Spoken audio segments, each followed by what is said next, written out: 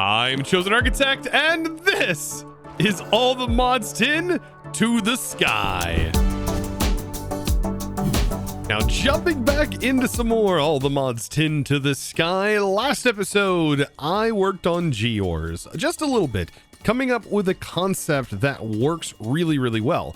However, I did some testing after getting it all set up and realized that Fortune is absolutely ridiculous. And so today I want to focus a little bit on enchanting and potentially getting some apotheosis set up, which would be really nice if we could actually get the ability for us to store enchants, at least in small quantities, and level them up, which I mean would be really, really nice. And then combined with several other mods, for example, create, we can duplicate enchants and quite literally expand exponentially. As if this isn't powerful enough.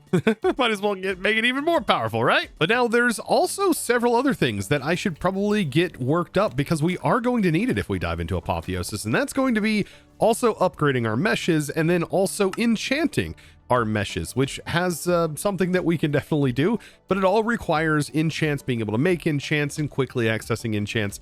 Otherwise it'll become quite tedious to do this. We also want to take these and start to actually upgrade them to netherite, which is going to give me access to several different things, especially under the endstone.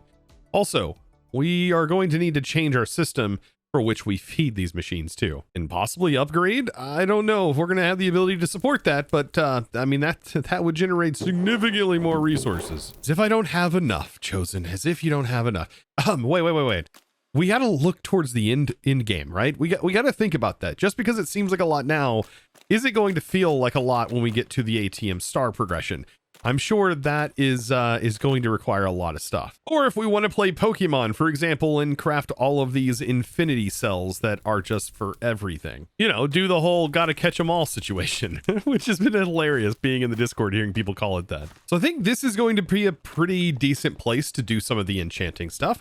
So we just got to get apotheosis done just enough so that way we can start to infuse some shelves.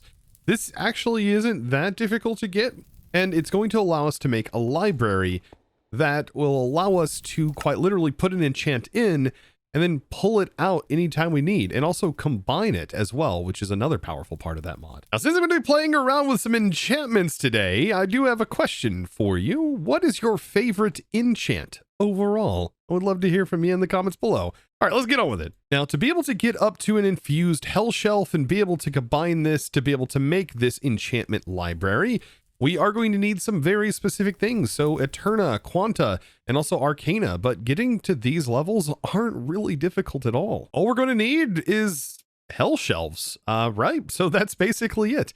We need to have all of these hell shelves, which does mean we need some regeneration potions, which is going to mean gas tiers, but we have so many gas tiers, like this isn't an issue at all. Now, when it comes to actually automating some brewing stands, it is going to be fairly straightforward to do this. So we are going to need something like a ME interface, for example. This will allow us to keep water bottles in stock and also supply a brewing stand with other ingredients that it may need. And then we can use this brewing stand over here. We can transfer the contents with a filter into this brewing stand and also input the ingredients. And then we could just simply send with a filter and output the product back in, or even use an importer. Now, all of this may sound absolutely crazy, but thinking about it in this way really helps me automate. And for example, I need water bottles. So we are going to need to craft some water bottles. Thanks to our mystical agriculture, making water bottles just requires a bottle and literally some essence. So we'll grab that and we'll create a pattern that produces these. Now, as far as putting the patterns in, I do have a pattern terminal, which makes it really easy for me to just on the fly put the pattern in. But over here, we are going to need a crafting card from Applied Energistics. And I think this is my first time where I am going to be utilizing this. But crafting cards are really, really useful. So this is going to allow us to keep the actual pattern for the water bottles in stock here. So let's make one of these crafting cards real quick. And then water bottle is one of the things we're going to need. Let's just make sure that that crafts up just fine, which it does. And we're going to say, hey, keep water bottles in stock. And hey, if I don't have it, craft it for me, please. and keep at least 3 in stock. Actually, it looks like because of the way this is set up, we can only keep 1 in stock, but there we go. So we'll take that and then we'll just simply pipe out of here. We can either use a pipe or we can use anything that has filtering really, but it does need to be filtered. And you know what? For this, it may honestly be easier on us if we just use exporters that are connected instead of what we're currently using to send. So instead of having this crafting card on here, what we can do is put the crafting card inside of this machine, and we'll have this keep the water bottles, and we'll just use this to send items back out. We might even use an importer, because that might honestly be easier. That has filtering capabilities. So this should be able to, I believe, hopefully send the water bottles into here to be turned into awkward potions. So I've hit my first roadblock, and that is that, well, this actually needs to be inserted on the sides for the water bottles. The nether wart, however, does go in. So on this side, we'll put the water bottles, and that will supply the water bottles no problem. However, it's only supplying 1. Nope, supplying 2. It just takes a little bit of time. Acceleration cards will make sure this goes fast enough, because we are going to need this to send as fast as possible. So I think 3 of them should be enough. If I pull these out, is it going to craft them fast enough to send in another batch? It does. Okay. That's all we need. That is exactly what I want to see. And so as soon as I add in some blaze here, this is going to start making awkward potions. We then need to pull that back out. So maybe an importer? Problem with this is I don't know if the import bus is just going to also pull out regular water bottles. It does. So this is where we actually need to filter that it's going to be specifically awkward potions. So just by dragging an awkward potion in there, we no longer see that. And we can go ahead and add the blaze in to have that start producing. And we can use our time in the bottle to accelerate this. But for right now, this is automating, or at least it should be automating our awkward potion production. So I've got to recreate the same thing over here, minus the bottles. We just need, I guess, an exporter on top, exporter on the side, and then another importer, and that's all we need. We don't even need this interface really. So let's do this. Awkward potion in, just like that. Up here, we're going to be gas tiers, because all we need is the base tier. And these are this is something you probably want to do, is automate these potions, because it does take quite a while getting these regeneration potions if you don't do something like this. So there we go. We have gas tiers. That's going in. Awkward potions are in. And then the last thing on our import bus, we want regen being the thing that gets pulled out, just the base tier. That's all we need. Tap in. And now we just put the blaze in and we are ready to rock and roll, right? So perfect. So now that this is in place and we can accelerate this with some acceleration cards to make it keep up, we can now start to time accelerate this. So I guess without further ado, let's let this rip. And these are going to be making the regen potions. You can see they are increasing there. That's exactly what we want to see. You know what? Something else I want to go ahead and do today is upgrade these blaze rods. Like, we can actually make blaze rods now that we have mystical agriculture. And I would prefer to have this than have just a blaze being farmed in world. So we can take some jars, and just like we did for our wither skeleton skulls, we can take our blaze rods that we've had producing, and we should be able to turn this into actual blaze. Yeah, and look at that. It doesn't even take that much blaze. And so another blaze seed. Perfect. We put the blaze seed in there, and now we have access to blaze essence. I'm sure I'll thank myself in the future for that. Now I'm also going to need a bunch of nether brick. We do have nether essence, so that has been made very easy as well. See, I told you getting mystical agriculture in this pack setup would be a good idea, just for this utility stuff alone. And so now we can go ahead and make some hell shelves, and I'm going to make 15 of them for right now. I think that is one of the best things we can do, but we are going to use these 15 to start the production and infusion of a few more. So we actually need more than that, it looks like, right? So 15 for the base, and then we need an enchantment table. And I think this is the first time I've made the enchantment table. I don't think I've made one yet. This is kind of hilarious. All right, let me go ahead and request that. And now we have this.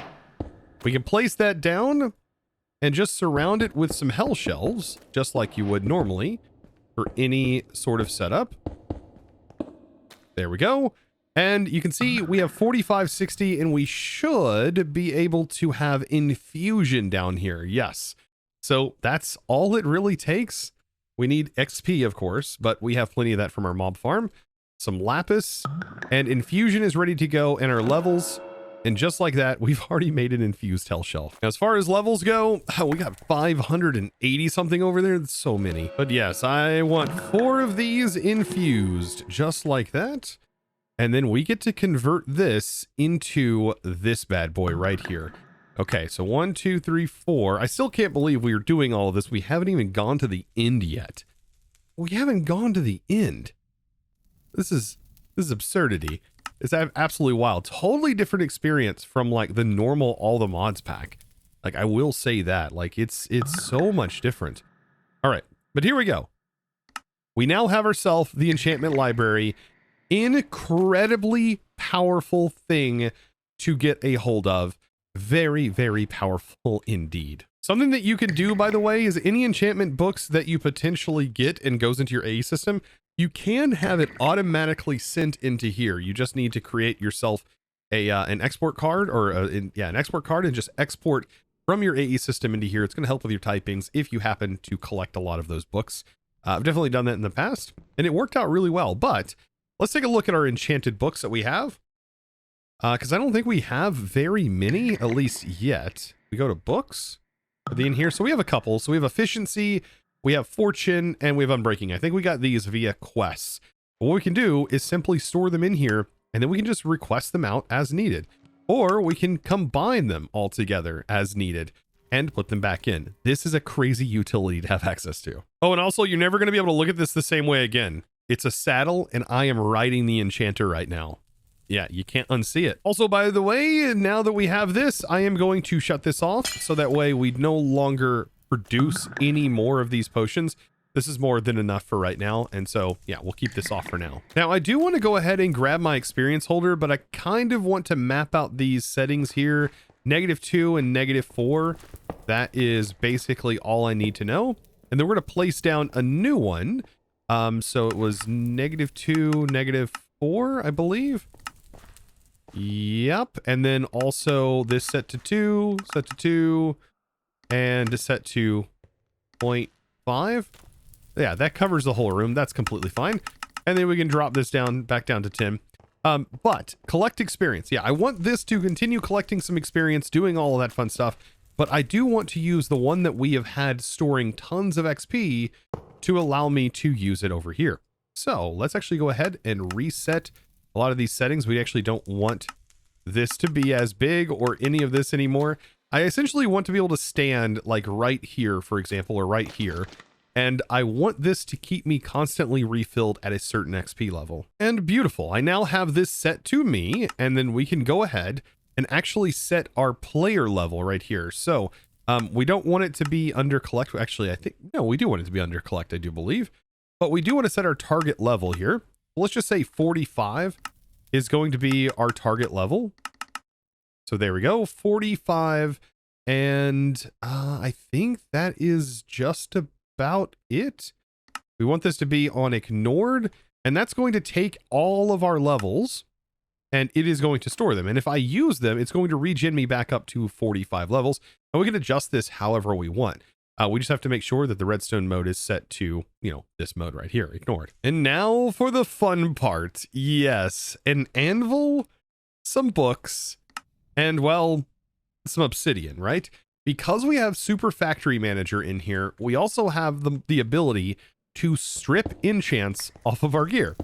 And this is kind of interesting. So we basically take some books. Let's make quite a few of them. We can take books, and if we have any enchanted gear like this one with Soulbound, we can throw this on the ground and throw in the amount of books we want to split the enchants off of, drop it, and it just quite literally throws the books everywhere, which is beautiful. And then we can take those books and we can store them in here, and we can get fancy with it. We can also go ahead and enchant. For example, this gave me a higher level unbreaking, right? And also rebounding.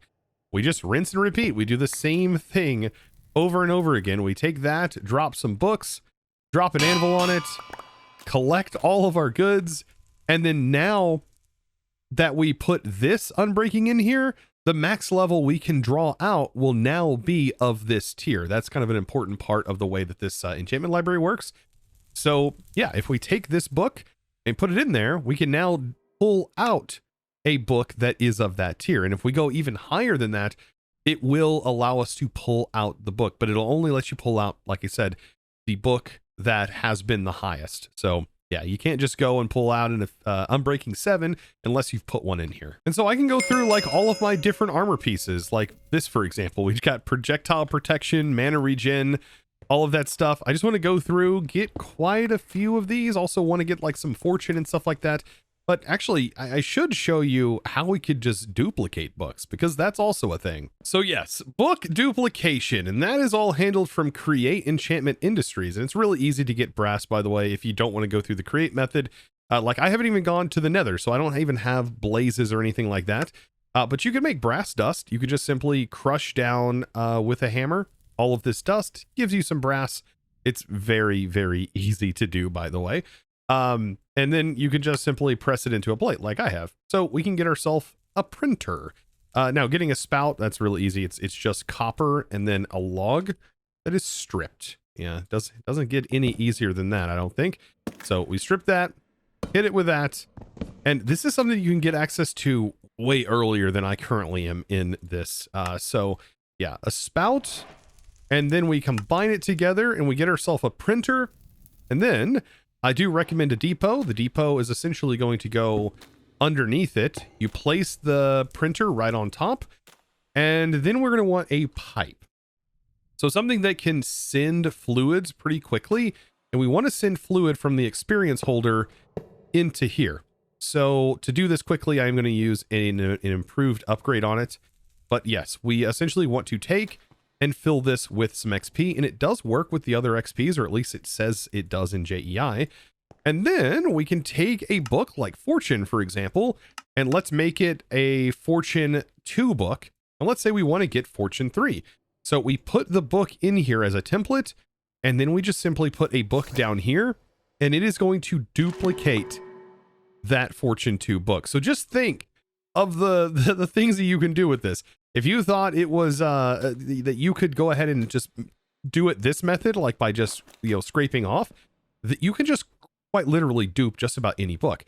However, you are going to notice some crazy things happen here. So we need to see some information. So from Create, there is something that you are going to need to be able to see said information, and that is the goggles from Create. So there's a lot of hidden information, and you do need this to be able to see that. So let's go ahead and equip this. Let's see, it just goes in the head slot. We have an empty slot right here. Now, whenever I hover over this, you can see there's a lot of information and how much the printing cost is. This book alone, the printing cost is 2,560 millibuckets. But the container only holds 4,000. So if you happen to go over the 4,000 in printing cost, well, unfortunately, it's not going to work because, well, the printer can only hold that much. So you got to keep that in mind. You can't go absolutely ridiculous with it, but you could automate this. And so long as you have enough experience to feed to this machine, you can keep duping it. And then you can go ahead and quite literally combine it. I think this one is just expensive because it also has mana boost on here. But let's take this. It will get a lot cheaper if we just do Fortune and just a plain Fortune 3 book.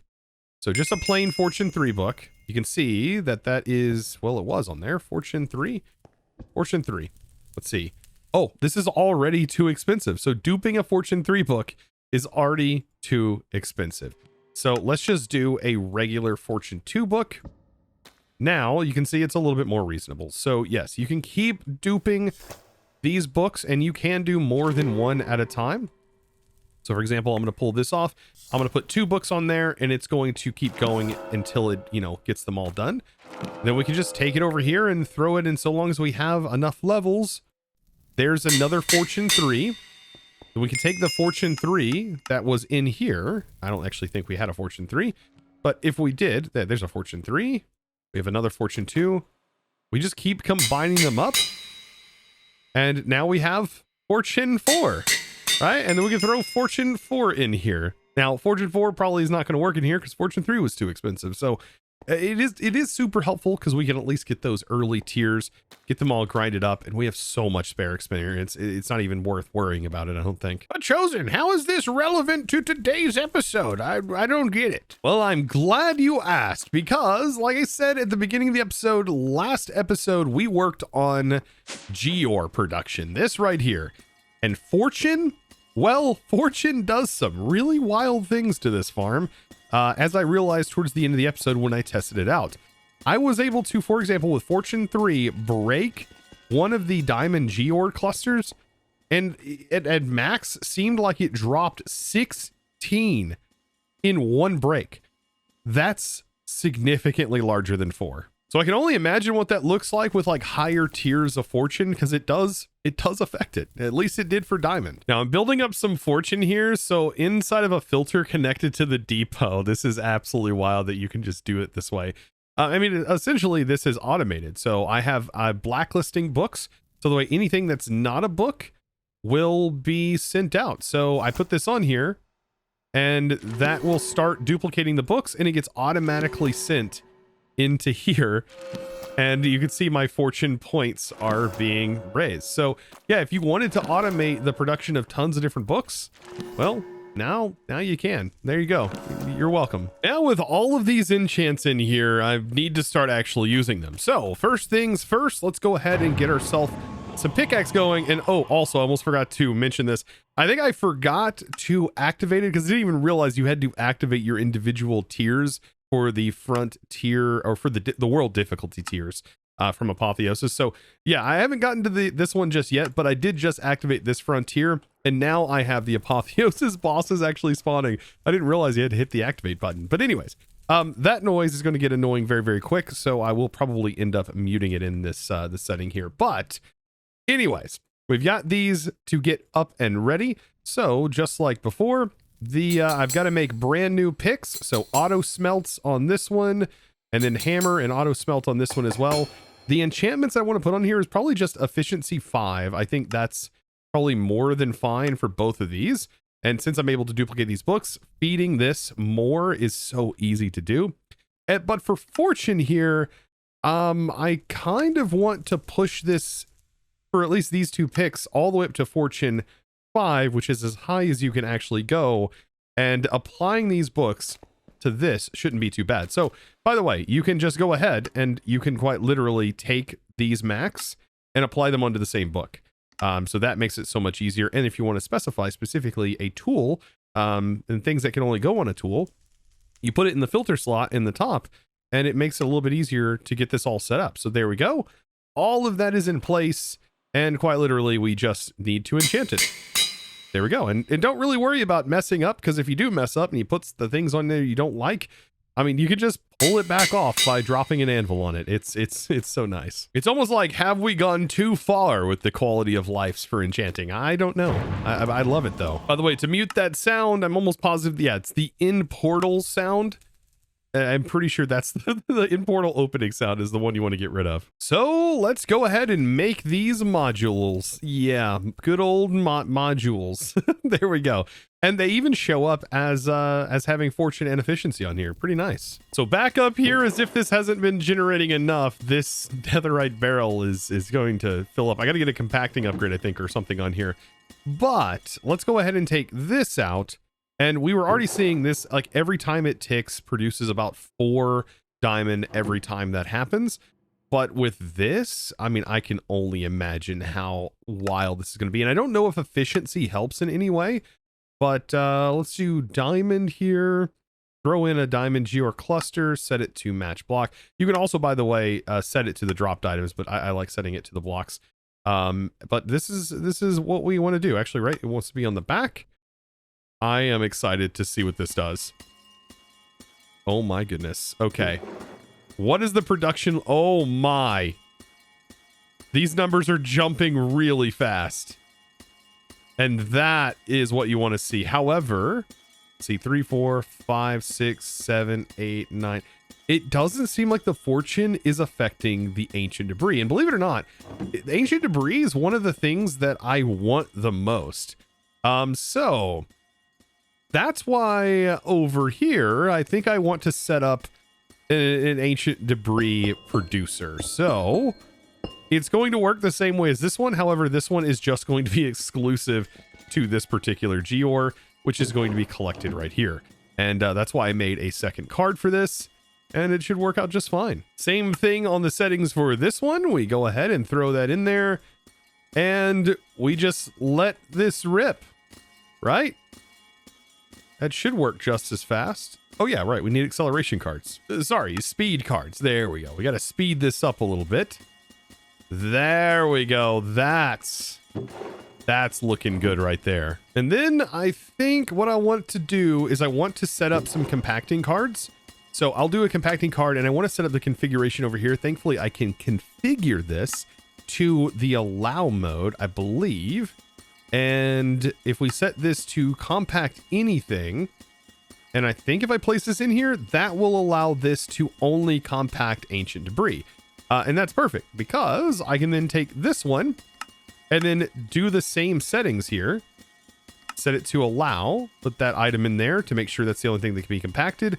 We now have ancient debris being compacted, and then I can just toss this over here, and that's going to take all of my ancient debris and compact it in here.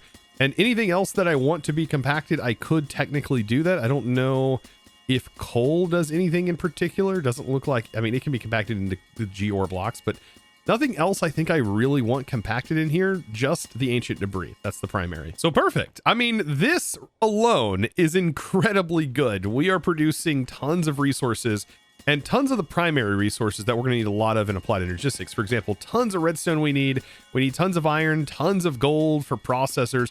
We also need Certus, and we also need tons of quartz for certain things as well. Coal will be useful later on. Ancient debris and diamonds are infinitely useful. They just are used for so many things. So what do we work on now? Well, our sieves are the other thing that produces a lot of resources, right? And I've been neglecting those quite a bit. So I think we should pop on down, and we should actually give those a little bit of love by potentially upgrading them, also figuring out better ways of maybe generating some of these resources. I still don't know. This, I think, is passively producing like enough of these that I don't know if I'm going to be super concerned about how much it's generating, but we'll see. I do, though, think first things first, we should probably take all of our meshes out of here and get all of our meshes upgraded and also enchanted. I think putting efficiency on here is going to be very helpful on our meshes. And we can also put, I believe, Fortune 3 on here, which will grant us even more of a bonus based off of the resources we're already gathering. So those two things alone are going to be incredibly powerful. So there is all of our meshes. So that part's done. But let's head over here and let's take a look at the next steps, right? So efficiency 3 and then, or efficiency 5, I mean, on all of our pieces. And then we also want to put Fortune 3 on there. So I got to make 8 of these books that look just like this. Hopefully I have enough. If not, I'll just duplicate some more of them. And then it's time to start enchanting. I think that's going to be great. Now, if I look at what these can be enchanted with, nothing in here except for fortune and efficiency is what I want. And I have no idea what Silk Touch would do on this. I don't know. All right, let's see. What is this going to be like? I think this reduces the power cost with efficiency potentially. I don't remember exactly what efficiency does, but I would assume it reduces the power cost, not necessarily making it faster. But we'll have to see. Let's see. No, it definitely does appear like it's going faster. Could be wrong. Those ticks seem different. But we definitely should be producing more resources per operation due to the way that the fortune works in here. So there's all of those in place, and then we just need to worry about, well, upgrading all of our machines. But this is also going to cost significantly more power if we do this, and if we switch it to the next tier. Things start to get really, really expensive, and that's where I don't even know if it's worth it just yet for me to do this, as I don't have that kind of infrastructure set up. So if I jump into this tier, all of these machines are going to be producing a power, or going to be jumping to a power rate of 512 per tick. That's for each machine that I have going. And if I put 3 cards in each of these machines are going to cost 2048 RF per tick to run. I definitely don't have enough power being produced to support that. and also support my other systems. So it looks like power is going to be something we have to work on very, very soon, because while these are doing a good job, yeah, we're going to need something better in the future. Also, big thing, now that I have actually upgraded this to netherite mesh, we are now getting skulk shriekers, echo shards, and skulk. That's pretty powerful. I mean, that gives us access to all kinds of stuff. I wonder if you still have to like fight the warden in a specific way, or maybe there's a gateway that is in here that spawns in a warden.